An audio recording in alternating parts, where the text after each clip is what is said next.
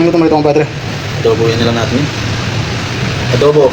What's up mga idol? Ito nakapag-prepare na tayo ng gagamiting panggisa para sa adobong isaw ni kumpadre. Kami ulit. Magigisa muna tayo mga idol. Ang ating mga aromatics. Yan mga idol, gigisa muna natin yung mga aromatics. Habang bumipili pa si kumpadre ng isda. Yan, sama na natin mga idol yung isaw. Gigisa muna natin to. Ayan mga idol, niluluto na ni ng aking napakagaling na kumpadre ang almusal namin adobong isaw. Kung sa'yo mo, padre. Ayos. Mas ako dyan. Kumayali. At magpapita rin kami ng tilapia, mga idol. Yan ang mga idol, busy-busy kumpadre.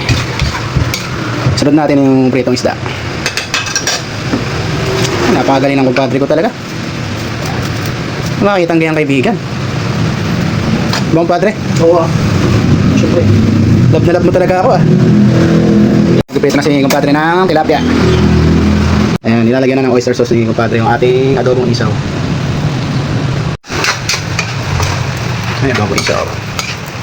Ayan mga idol, okay na yung isaw natin. Tapos na lutuin. Dito lang tayo ng isda. Okay din, ayos na yan. Ba't galit ka? Dito naman tayo ng tilapia. Yan mga idol, kakain namin. Ilayo natin sa... Sarap na kain kumpadre. Kasi ikaw lang bilang nakakala. Ito, Derek.